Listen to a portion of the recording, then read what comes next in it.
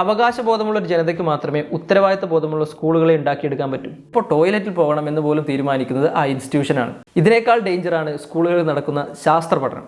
എന്തിനാണ് നമ്മൾ ഇത്രയും ഇൻഫർമേഷൻ ബൈ ഹാർട്ട് പഠിക്കുന്നത്? ഇതാണോ ശാസ്ത്ര പഠനം? So why do we learn?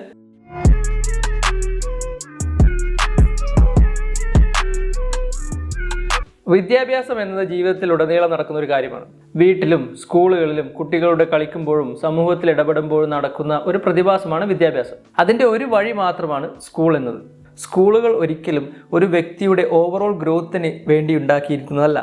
ഒരു വ്യക്തിയുടെ social, cognitive, psychological, creative, spiritual ഡെവലപ്മെൻറ്റിന് വേണ്ടി ആയിരുന്നില്ല സ്കൂളുകൾ ഡിസൈൻ ചെയ്തിരിക്കുന്നത് എന്ന് നമുക്ക് മനസ്സിലാവും. ഒരു കാലഘട്ടത്ത് അത് മതപഠനത്തിന് വേണ്ടിയും മറ്റൊരു സമയത്ത് വംശീയമായ ആധിപത്യത്തിൻ്റെ പേരിലും പിന്നെ മറ്റ് പല പൊളിറ്റിക്കൽ ഐഡിയോളജികളും ഒരു തലമുറയെ ഇഞ്ചക്ട് ചെയ്യാൻ വേണ്ടിയിട്ടാണ് സ്കൂളുകൾ ഇതുവരെ ഡിസൈൻ ചെയ്തിരിക്കുന്നത്. മനുഷ്യൻ്റെ ഓവറോൾ ഗ്രോത്തിന് വേണ്ടിയിട്ടാണ് എഡ്യൂക്കേഷൻ എന്നത് ഒരു പുതിയ ഐഡിയയാണ്. അതിപ്പോഴും സാധ്യമാകാത്ത ഒരു ഐഡിയയാണ്. ഇൻഡിവിജ്വൽ ഗ്രോത്തിന് ഇമ്പോർട്ടൻ്റ് ആയ ഒന്നാണ് ഇൻഡിവിജ്വൽ ചോയ്സ് മേക്കിംഗ്. എന്നാൽ സ്കൂളിൽ നടക്കുന്നതോ എപ്പോൾ പഠിക്കണം, എന്ത് പഠിക്കണം, എപ്പോൾ ഭക്ഷണം കഴിക്കണം, എപ്പോൾ ടോയ്ലറ്റിൽ പോകണം എന്ന് പോലും തീരുമാനിക്കുന്നത് ആ ഇൻസ്റ്റിറ്റ്യൂഷനാണ്. ഈ ട്രെയിനിങ് ആണ് അവന് 10-15 വർഷമായി കിട്ടിക്കൊണ്ടിരിക്കുന്നത്. ഞാൻ നേരത്തെ പറഞ്ഞ പോലെ എഡ്യൂക്കേഷൻ എന്നത് ഒരു വ്യക്തിയുടെ ഓവറോൾ ഡെവലപ്മെൻറ്റിനാണ് സഹായിക്കേണ്ടത്.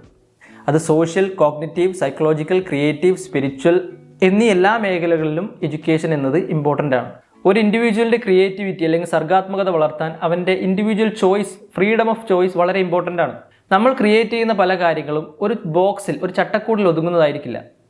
പക്ഷേ സ്കൂളിൽ നടക്കുന്നത് എന്ത് ക്രിയേറ്റ് ചെയ്യണം എന്ന് തീരുമാനിക്കുന്നത് ഇൻസ്റ്റിറ്റ്യൂഷനാണ്. ഇതിനേക്കാൾ ഡേഞ്ചറാണ് സ്കൂളുകളിൽ നടക്കുന്ന ശാസ്ത്ര പഠനം. ഇവിടെയാണ് നമുക്ക് ആദ്യം മാറ്റങ്ങൾ വരുത്തേണ്ടത്. സ്കൂളുകളിൽ വിദ്യാർത്ഥികളിൽ ശാസ്ത്രബോധം വളർത്തിയെടുക്കണമെന്ന ആഗ്രഹമായിട്ടാണ് ഞാനൊരു അധ്യാപകനാവാൻ ശ്രമിച്ചത്.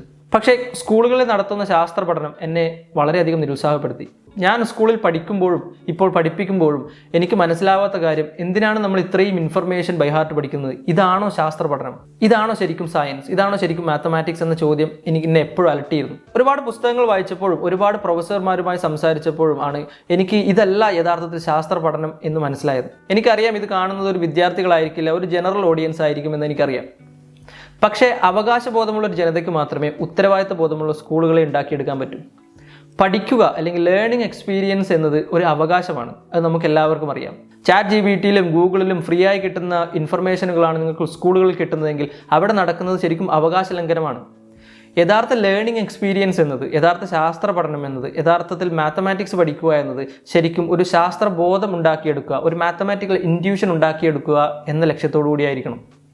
അത് എങ്ങനെയെന്നാണ് നമ്മൾ ഈ ചാനൽ പഠിക്കാൻ പോകുന്നത്. നമ്മൾ യൂട്യൂബ് ചാനൽ തപ്പി നോക്കിയാൽ നമുക്ക് മനസ്സിലാവും, ഒരുപാട് കാര്യങ്ങളെപ്പറ്റി അവിടെ ചർച്ച ചെയ്യുന്നുണ്ട്. Quantum physics, parallel universe, aliens, time travel, അങ്ങനെ ഒരുപാട് ഇഷ്യൂകൾ. ഇതൊക്കെ ഒരു എഡ്യൂക്കേറ്റീവ് വീഡിയോ ആണ് എന്ന തെറ്റിദ്ധാരണ നമ്മൾ ആദ്യം മാറ്റണം. ഇതൊക്കെ ഒരു ഇൻ്റലക്ച്വൽ എൻ്റർടൈൻമെൻ്റ് ആയി മാത്രമേ നമുക്ക് കാണാൻ പറ്റുകയുള്ളൂ. കാരണം പഠനം നടക്കുന്നത് ഗ്രാജുവലിയാണ്, ഒരു സ്റ്റെപ്പ് കയറുന്നത് പോലെ. നിങ്ങളുടെ ഇപ്പോഴുള്ള അറിവിൽ നിന്നും അടുത്ത സ്റ്റെപ്പിലേക്ക് മാത്രമേ നിങ്ങൾക്ക് പോകാൻ പറ്റുകയുള്ളൂ. അത് മനസ്സിലാക്കി പഠിപ്പിക്കുന്ന ഒരാളാണ് യഥാർത്ഥ അധ്യാപകൻ. നമ്മൾ ശാസ്ത്രം പഠിക്കേണ്ടത് സിസ്റ്റമാറ്റിക്കലിയാണ്. ആദ്യം ക്ലാസിക്കൽ ഫിസിക്സ് പഠിക്കുക, അതിനുവേണ്ട മാത്തമാറ്റിക്സ് പഠിക്കുന്നു, പിന്നെ ക്വാണ്ടം ഫിസിക്സിലേക്ക് കയറുന്നു, റിലേറ്റിവിറ്റിയിലേക്ക് കയറുന്നു, പിന്നെ വേണമെങ്കിൽ നമുക്ക് മെറ്റാഫിസിക്സിലേക്കും സംസാരിക്കാം. പക്ഷേ ഇതൊക്കെ ഒരു ഗ്രാജുവൽ പ്രോസസ്സ് ആയിരിക്കണം. എങ്കിൽ മാത്രമേ നമുക്ക് ഇതിലൊരു ഗ്രാസ്പ്, ഇതിലൊരു അണ്ടർസ്റ്റാൻഡിങ് ഡെവലപ്പ് ചെയ്യുകയുള്ളൂ. കാൽക്കുലസിനെ പറ്റിയും അല്ലെങ്കിൽ ക്വാണ്ടം ഫിസിക്സിനെ പറ്റിയും 1 മണിക്കൂർ വീഡിയോ നിങ്ങൾ കേട്ടതുകൊണ്ട് നിങ്ങളൊരു ക്വാണ്ടം ഫിസിക്സ് ആവുന്നില്ല.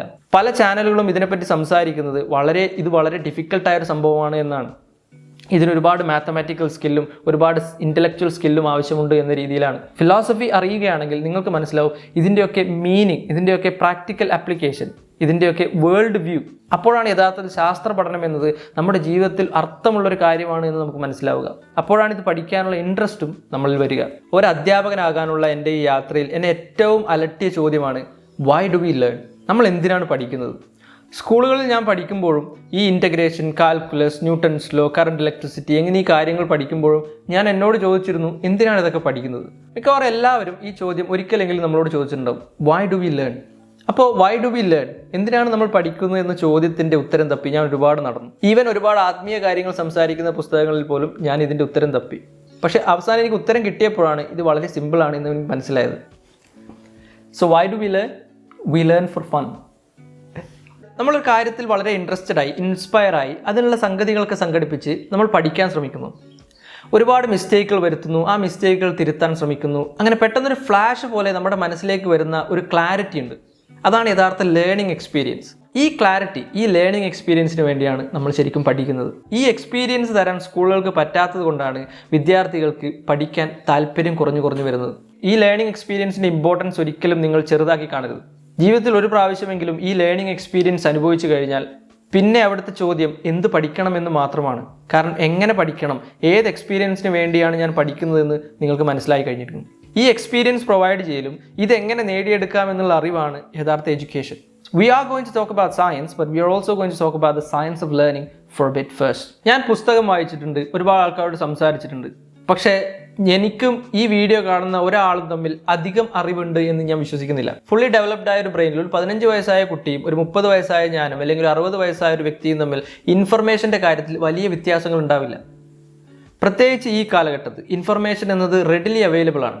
അപ്പോൾ ഇതാണ് ഞാൻ പറഞ്ഞ ഇൻ്റലക്ച്വൽ എൻ്റർടൈൻമെൻറ്റും ലേണിംഗ് എക്സ്പീരിയൻസും തമ്മിലുള്ള വ്യത്യാസം. നമ്മൾ റീൽസ് കാണുന്നതിലൂടെ, യൂട്യൂബ് വീഡിയോസ് കാണുന്നതിലൂടെ യഥാർത്ഥത്തിലൊരു വിദ്യാഭ്യാസം, യഥാർത്ഥത്തിലൊരു പഠനം അവിടെ നടക്കുന്നില്ല.